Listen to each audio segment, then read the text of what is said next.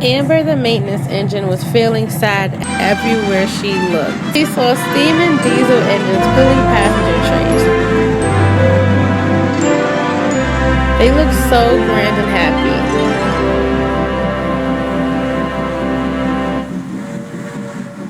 One day she spoke to Larry and Kevin about it.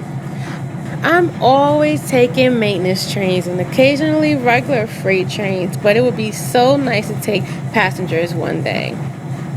You'll never be considered to pull a passenger train. You're not built for it. Roger said. Neither are you. Replied Kevin. Yes, but I know my place on the railroad. And with that, Roger rolled away. Don't listen to him. Larry said to Amber. There's nothing wrong with dreaming. I know, Larry, replied Amber, but it would be nice to take a passenger train for a change. The next day, Ray came to the shed with news of a special for Kevin.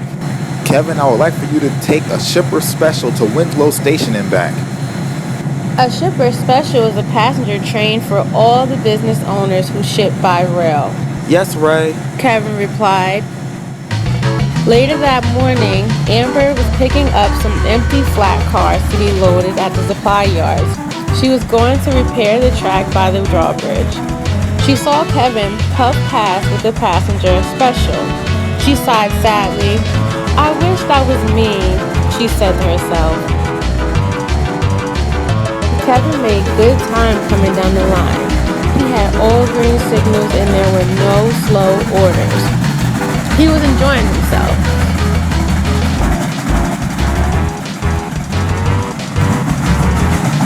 When they arrived at Winslow, the passengers disembarked for lunch at the station cafe.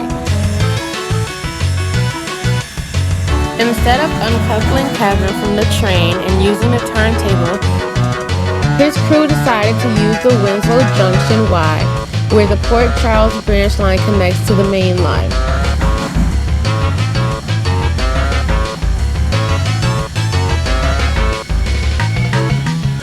Once Kevin was turned, his driver tried to release the brakes, but he was having a hard time doing it. What the hell? What's going on? Kevin asked. I can't get your brakes off. Kevin groaned. Soon after much pulling and with the help of the fireman, Kevin's brakes were off and they backed into the station.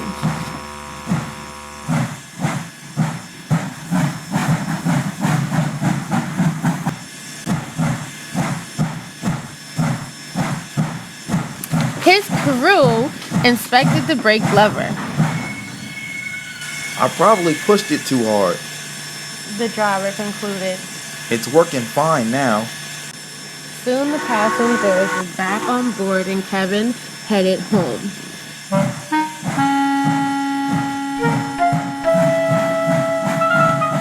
While that was going on, Amber was with the track crew at the lift bridge, doing track work. She was still thinking about passenger trains. Suddenly she heard a horn.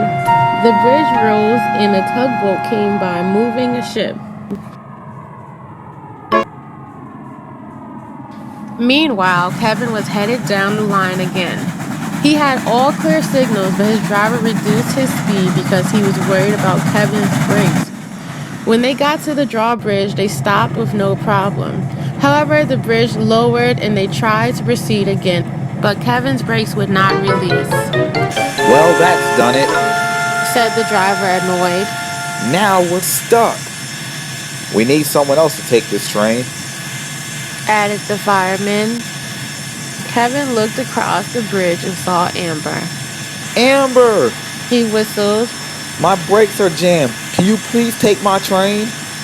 Amber froze. She couldn't believe what she had heard. It was finally her chance to pull a passenger train.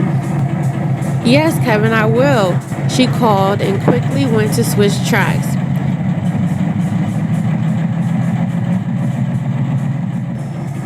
Kevin was taken off the train and placed in a siding. Good luck, Amber, Kevin called. Thank you, Amber replied, and she pulled away.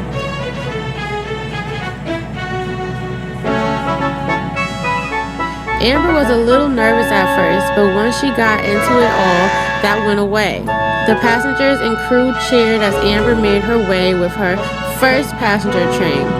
At last, Amber passed through the junction and into South Plainsville.